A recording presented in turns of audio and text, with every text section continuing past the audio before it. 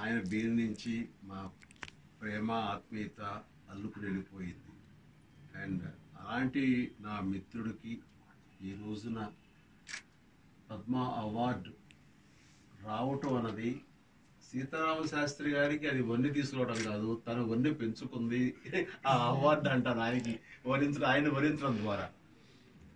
And అయినా సరే Padma award ఏమిటో, దాని విలువ ఏమిటో, అది ప్రజలు మనకి ఇచ్చిన మనల్ని అది ఒక ప్రశంసగా అనుకుంటూ ఆ అవార్డు పొందిన నేను, ఆ అవార్డు విలువ తెలిసిన నేను ఈ రోజున ఆయన ఇంటికి స్వయంగా వచ్చి ఆయన్ని ప్రశంసించడం, అభినందించడం అనేది నాకు అత్యంత తృప్తినిచ్చే అంశం.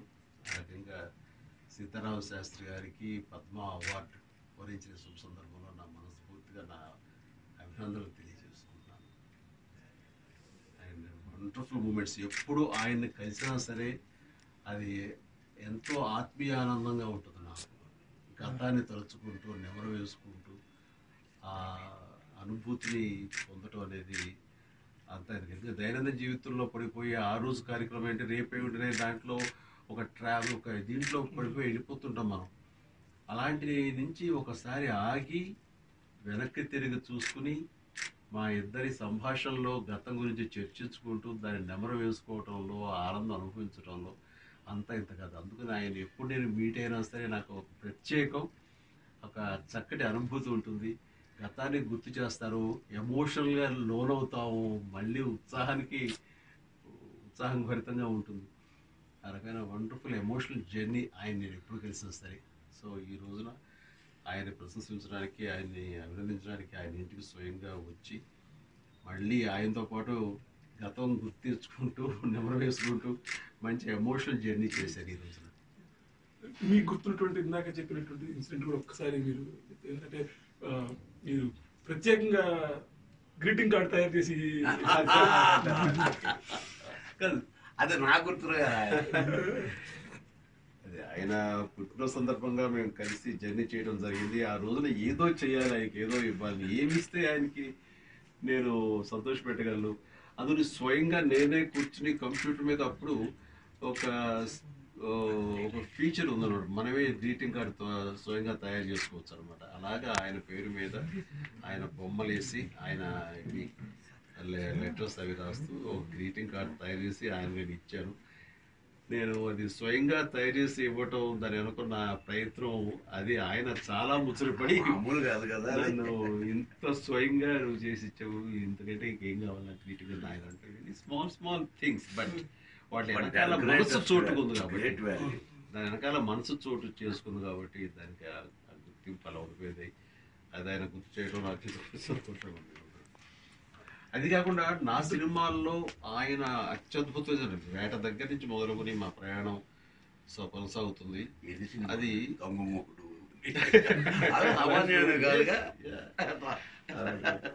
తర్వాత రుద్రవీణలో ఆయన ఇచ్చిన సాహిత్యం నిజంగా హ్యాట్స్ ఆఫ్, ఇప్పటికీ మర్చిపోలేనటువంటి గొప్ప సాహిత్యం. త్రుటిలో నేషనల్ అవార్డు తప్పింది, అది ఇప్పటికీ నాకు బాధగా ఉంటుంది. ఆయన దాన్ని కొట్టిపారేస్తారు, ఏ రోజు మిత్రమా రాకపోతే ఏముంది, నాకు ప్రజల దగ్గర ఇచ్చి ఆ ప్రశంస చాలు, వాళ్ళ గుండెల్లో ఇచ్చిన ఆ సాహితీ పీఠం చాలు, నాకు అంతకనికి ఏముంది అని చెప్పేసి నా సాహిత్యాన్ని వాళ్ళు ఇచ్చినటువంటి ఆ ఇంపార్టెన్స్ చాలు నాకు అంటూ తృప్తి చెందే మనిషి ఆయన. బట్ మాకు మాత్రం దాని నిర్మాతగా నాగబాబుకి కానీ, దాంట్లో నటించిన నటుడుగా నాకు కానీ వచ్చిన అసంతృప్తి, ఆయన మిస్ అయిపోయింది అని. బట్ ఈ రోజున ఉయ్యాలవాడ నరసింహారెడ్డిలో అన్ని పాటలు ఆయనే రాస్తున్నారు. దానికోసం నా నిర్మాత చరణ్ కానీ, సురేందర్ రెడ్డి గారు, నేను కానీ మేము తీసుకున్న నిర్ణయం. అండ్ అత్యద్భుతమైన పాటలు ఇప్పటికే ఇచ్చారు, ఒళ్ళు గగురుపాటు పొడిచే సాహిత్యాన్ని అందజేశారు. ఈ సినిమాతో ఆయనకి నేషనల్ అవార్డు రావాలి, వస్తుందని ఆశాభావం నాకు చాలా. అండ్ ఆయన నా సినిమాల్లో నా క్యారెక్టర్ని దృష్టిలో పెట్టుకునివ్వండి, నా వ్యక్తిగత ఇమేజ్ని దృష్టిలో పెట్టుకోనివ్వండి, వ్యక్తిత్వాన్ని, ఆయన పాటలు రాయటం ఒక ఎత్తు. నాకు సంబంధం లేని ఒక సినిమాలో నా గురించి ప్రస్తావిస్తూ ఒక పాట రాయటం, అది ఇప్పటికీ నేను మర్చిపోలేని గొప్ప గిఫ్ట్గా నేను ఫీల్ అవుతాను ఆయన దగ్గర నుంచి. నాకు నా సినిమాలో పాటలు రాయడం అనేది సహజం. కానీ ఆ అనగానే ఓ రోజు నడిచే నక్షత్రం అనగానే ఓ రోజు అనుకోకుండా ఆ, ఎవరైనా చూసుంటారా ఎవరైనా చూసుంటారా నడిచే నక్షత్రం అనే పాట చూస్తుంటే నేను కొంచెం ఎమోషన్ ఫీల్ అవుతాను. అంత అంత ఒకసారి నా గత జీవితం కానీ నేను సాధించినవి కానీ నేను పడ్డ కష్టాలు కానీ ఇవన్నీ కూడా చాలా అక్షర రూపంలో అందంగా దాన్ని తెలియజెప్పారు ఆయన. ఆయన వ్యక్తిత్వం అంతగా రైతునే పండిస్తున్న మళ్ళీ చేస్తాను మీటింగ్. రైతునే పండిస్తున్న చిరునవ్వు తోట ఉంది. అది చేసిన మన ఎక్కడ అతిశయోక్తి లేదు. అది నాకు అర్థం ఏంటంటే ఒక అక్షరం అతిశయోక్తి లేకుండా చిరంజీవి గురించి చెప్పమంటే నేనే చెప్పాలి. రైతునే పండిస్తున్న చిరునవ్వు తోటల్ని, రాజునే పరిపాలిస్తున్న కోటి గుండెల కోట. ఇది ఆ పాట నాకు సంబంధం లేకుండా నా గురించి ఆయన రాయటం అంటే అది నిజమైన నాకు ఒక గొప్ప గిఫ్ట్ గాను నేను భావిస్తున్నాను. అది ఆయన నుంచి నాకు వచ్చినటువంటి అక్షరాశిస్తులుగా నేను దాన్ని తీసుకుని అదొక వండర్ఫుల్ గిఫ్ట్. అలాగే అంజీ సినిమాలో నేనేదో ఆకాశంలో ఒంటరిగా ఉన్నవాడిని కాదు, మనలో ఉండే మామూలు మనిషిని నేను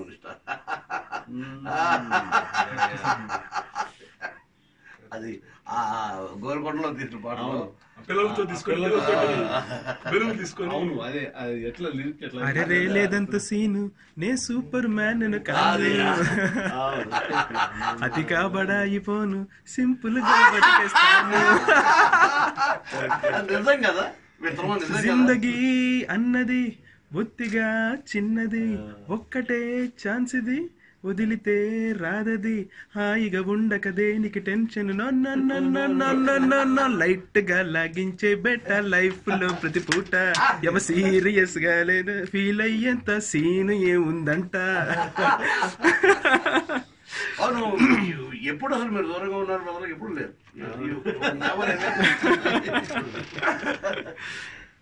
మీకు బాగా ఆయన ఇన్స్పైర్ చేసిన పాటలు అంటే మీ సినిమాలో పాటలు కాకపోయినా కూడా మీకు శాస్త్రి గారి పాటలు కానీ మిమ్మల్ని ఇన్స్పైర్ చేసిన పాటలు? ఆయన రాసిన ప్రతి పాట ఆ వాల్యూని విలువని సంతరించుకున్న పాటలేనండి. సో ఆయన పాటల్లో ఒకటి ఆయన సాహిత్య ప్రతిభ చూపిద్దామని ప్రయత్నం కాకుండా ఆ కథలకు సంబంధించినటువంటివి మాత్రమే చెప్పాలన్న ప్రయత్నంలో అత్యున్నతమైన సాహిత్యాన్ని ఆయన అందివ్వటం అన్నది ఆయన ప్రత్యేకత. అందులో కూడా బెస్ట్. అంటే ఉదాహరణకి మా సినిమాకు ఒక పాట రాస్తున్నారు ఆయన. అండ్ యాజ్ ఆఫ్ నౌ చెప్పాలంటే నరసింహారెడ్డి సినిమాలో ఆయన రాసిన 2 పాటలను విన్నాను. ఇంకా 3-4 పాటలు రాయాలి. ఈ 2 పాటలు అత్యద్భుతం. పాట వింటుంటేనే ఒళ్ళు గబ్బురుపాటు పడుస్తుంది, ఇది దృశ్యం చూడకుండా. సో అందులో ఆయన చిరంజీవి ఉన్నాడు కదా అంటూ నా క్యారెక్టర్ని చిరంజీవి అనే పదం వచ్చేలాగా రాస్తే నిర్మాతగా చరణ్ మన నాన్న గురించి మనమే చెప్పుకోవడం అనేది నాకు ఎందుకో ఇబ్బందిగా అనిపిస్తుంది. అది ఏమైనా మార్చగలరా అంటే ఆయన నన్ను కుర్రోడు, నన్ను నా మాట కాదన్నాడనే కాకుండా ప్రశంసిస్తూ చరణ్ని అద్భుతం, దీన్ని మించి నేను రాస్తాను అంటే ఛాలెంజ్గా తీసుకోవడం అనేది ఆయన ఉన్నటువంటి ఆ సరస్వతి దీనికి చుట్టుగా అసలు ఇంకా ఎంత రాయగలరు ఆయన కాన్ఫిడెన్స్ కానివ్వండి. చిన్న కుర్రవాడు అలాంటి మళ్ళీ మనం స్థుతించుకోవటం, మళ్ళీ మనని పొగుడుకోవటం సమంజసం కాదంటే అతని సంస్కారం అంటూ దాన్ని అప్రిషియేట్ చేస్తూ ఆ కుర్రవాడిని భుజం తడుతూ ఇంకొక పర్యాయ పదం కోసం రాసినప్పుడు అత్యద్భుతంగా రాశారు. మృత్యువే చిరాయు అంటూ స్వయానా చిరాయురస్తు అంటూ స్వయాన మృత్యువే చిరాయురస్తు అంటూ దీవించింది ఉయ్యాలవాడ నరసింహ అంటూ రాసినప్పుడు అసలు అద్భుతం. అట్లాగే హీరోయిన్స్ ఇద్దరు కలిపి నా గురించి ప్రోపగాండ్ చేస్తూ పాడే పాట ఇవన్నీ కూడా అత్యద్భుతంగా రాశారు. అండ్ అలాంటి ఇంద్రపాట నా అదే కాశీ అదే మణికర్ణిక అంది నా ఈ చిరు కంటిక పేరు రావాలి. అందుకనే ఆయన రాసిన అన్ని పాటలు, ముఖ్యంగా నా సినిమాలో అన్ని పాటలు నాకు చాలా ఇష్టం. అండ్ మా యొక్క ప్రయాణం ఈ ఉయ్యాలవాడ నరసింహారెడ్డి సైరా వరకు కొనసాగుతుంది. అందులో కూడా అత్యద్భుత సాహిత్యం ఇచ్చారు. ఆయన ప్రత్యేకించి ఆయనకు ధన్యవాదాలు.